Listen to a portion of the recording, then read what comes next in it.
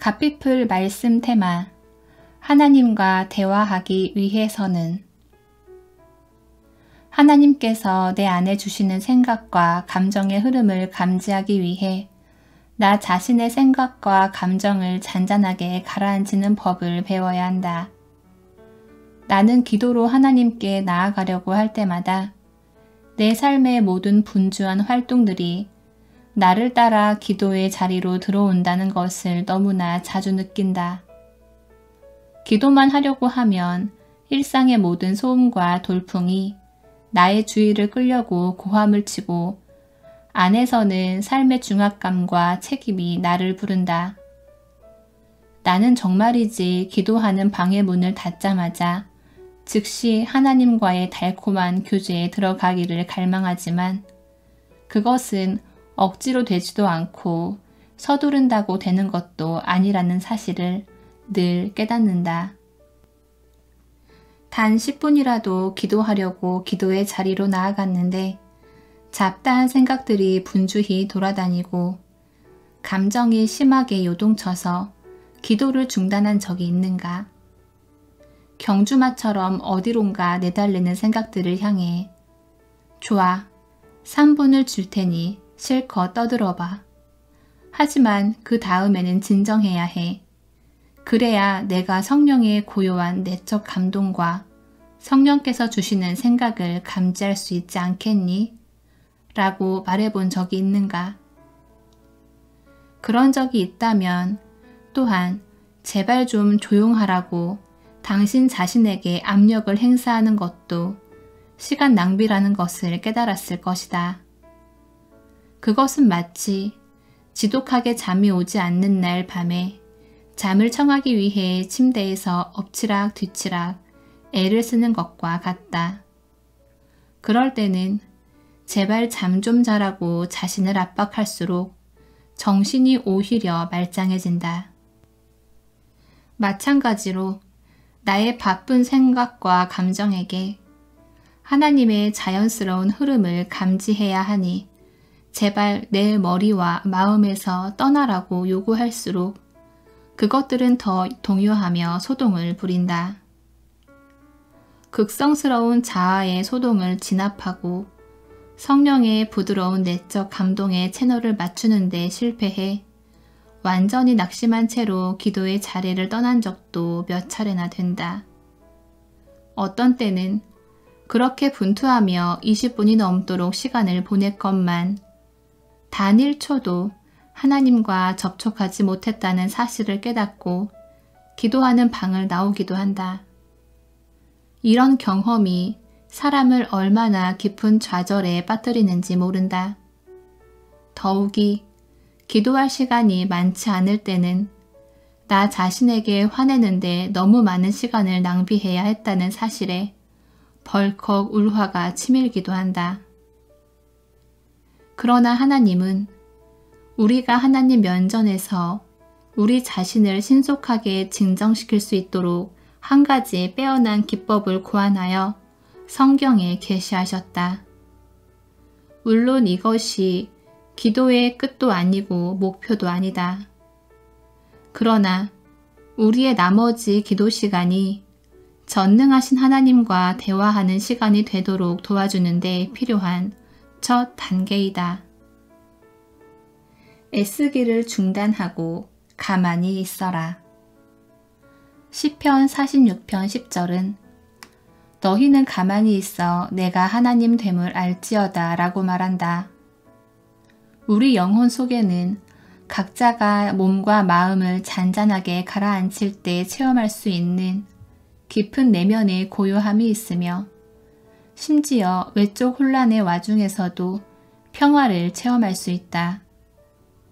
신미국 표준역 성경은 이 시편 9절에 가만히 있어를 애쓰기를 중단하라고 번역하며 가만히 있어라는 어구에 대해 동의어구 혹 대체어구를 제공하고 있다.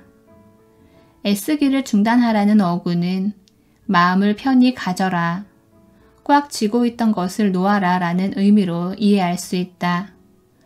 어쨌든지 이러한 어구들은 내가 이 고요함의 자리에 나아갈 때 내 안에서 일어나는 일들을 훌륭하게 묘사한다. 고요함의 자리에 나아가는 것의 또 다른 의미는 매사에 여유로운 태도를 갖는 것이다. 과거의 내게 인생은 일 자체, 그것도 엄청나게 많은 어려운 일 자체였다. 내게는 일을 하지 않고 노는 것조차도 일이었다. 나는 내가 시작한 모든 것에 대해 진지했고 열심을 냈다. 그러나 주님께서는 그 모든 것을 하시는 이가 바로 주님이시라는 것을 가르쳐 주셨다. 나의 모든 일을 이루시는 이는 내가 아니라 주님이시다. 나의 역할은 주님의 움직임에 휘감겨 함께 흐르는 것이다. 나는 과도한 분투를 내려놓고 하나님의 완전하신 능력 안에서 편히 쉬어야 했다. 구체적으로 어떻게 해야 이러한 내적 고요함에 이를 수 있을까? 첫 단계는 외적으로 우리를 산만하게 하는 것을 모두 제거하는 것이다. 예수님은 한적한 곳으로 가서 기도하셨다. 하박국 선지자는 하나님의 음성을 듣기를 원했을 때 파수하는 곳에 올라갔다. 엘리야 선지자는 두렵고 낙심한 상태에서 깊은 산의 동굴에 혼자 있을 때 주님의 말씀이 그에게 임했다. 내적 고요함을 탐색하기 시작했을 때 나는 아무에게도 방해받지 않고 혼자 있을 수 있는 조용한 곳을 찾아야 한다는 것을 깨달았고, 마침내 가족들이 모두 잠든 새벽, 일찍 일어나 이른 아침의 정적을 나의 영의 평화를 가져오는 수단으로 활용하는 법을 배웠다. 그렇게 내적 고요함을 탐색하는 처음 몇 주일 동안 나는 오직 아침에 일어났을 때에만 직관이 맞춰지는 사람이라는 것을 알게 되었다. 내가 분석적 성향이 매우 강한 사람이므로 기도하기 전에 분석적인 생각에 잠기지 않게 조심하지 않으면 하루 종일 분석적인 생각에 사로잡혀 지낼 수밖에 없었다. 잠에서 깨자마자 하나님을 예배하고 씻으면서도 찬송하고 그런 마음을 유지하며 서재에 들어가면 기도하는 시간 내내 영적으로 조율된 상태에 머물 수가 있었다. 그러나 일단 분석적인 추론을 시작하면 다시 직관으로 돌아가기가 무척 어려웠다. 예수님께 마음과 생각을 집중하려고 애쓰면서 나는 이것을 산만하게 하는 또 다른 요인을 발견했다. 그것은 바로 내 몸이다. 신체 부위 어떤 곳이 긴장했거나 불편하면 고요함을 구하는 동안 자꾸 신경이 쓰였다. 내 경우에는 무릎 꿇는 자세가 기도에 큰 도움을 주지 못했다. 기도하는 시간에 전적으로 하나님만을 의식하는 것이 나의 목표였는데 무릎이 아프거나 발이 저리면 주의가 분산되어 집중할 수 없었기 때문이었다. 무릎 꿇는 자세나 다른 어떤 자세로 내 몸이 불편해지면 그것이 즉각 나의 주의를 끌었고 그러면 나의 기도는 여지없이 방해를 받았다. 물론 몸과 영혼이 완벽하게 편안해졌을 때 결국 잠들어 버리는 경우도 있었다. 나는 그러한 시행착오를 통해 내게 가장 알맞는 자세가 책상에 성경과 종이와 펜을 올려놓고 의자에 앉는 것임을 발견했다. 다윗도 때로 앉아서 기도했다.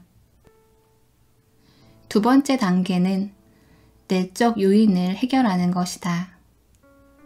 고요함에 이르려 할 때 외부의 방해물을 조용히 시키는 것은 차라리 더 쉽다. 고요함에 접근하려고 할 때마다 나의 머릿속이 나의 주의를 끄는 온갖 소음과 생각과 압박감과 긴장으로 걷잡을 수 없이 소란해진다는 것을 알게 되었다. 가장 크게 들리는 마음의 소음은 자동차 엔진 오일 교체하는 걸 잊고 있었어. 아직 부모님께 전화를 안 드렸네. 같은 것들이었다. 내 마음이 고요해지자마자 아직 끝내지 못한 일들과 깜빡하고 지나간 일들이 마치 경쟁이라도 하듯이 나의 주의를 끌며 목소리를 높였다. 나는 그냥 무시했지만 그것들은 기회를 엿보다가 약간의 틈이라도 발견되면 인정사정 봐주지 않고 달려들었고, 뒤로 미루려고 하면 오히려 더 크게 항의의 목소리를 터뜨렸다. 그렇다고 그것들에 집중하면 기도하는 일이 뒤로 밀린다. 그러니 어떻게 해야겠는가? 나는 그것들을 종이에 기록했다. 그 요구들의 귀를 기울이면서 여기 이렇게 차근차근 적어 놓았으니 기도를 끝내고 처리해 주겠다고 약속했다. 그러면 그것들은 나중에 내가 돌봐줄 것이라고 확신하고는 조용히 가라앉았다. 나의 고요함에 불쑥 난입하는 또 다른 소음은 나의 양심이다. 주님께서 말씀하신 것에 내가 아직 순종하지 않았을 때 양심은 경종을 울리며 말한다. 너는 잘못했어. 죄를 지었다고. 그럴 때 내가 그 소리에 위축되어 죄책감의 수렁에서 뒹굴어야 할까? 아니다. 내가 진정 예수님과 친밀한 교제를 나누고자 한다면 나는 나 자신의 추악한 미숙함이 아니라 예수님의 놀라운 은혜에 초점을 맞추어야 한다. 그래서 나는 죄를 범했을 때 즉시 죄를 자백하고 예수님의 완벽한 용서를 받아들인다. 그럼으로써 나 자신과 나의 연약함을 넘어 예수님과 예수님의 크심 안으로 들어갔다. 마크 앤 패티 버클러의 하나님과 대화하기 중에서 가피플 말씀 테마 하나님과 대화하기 위해서는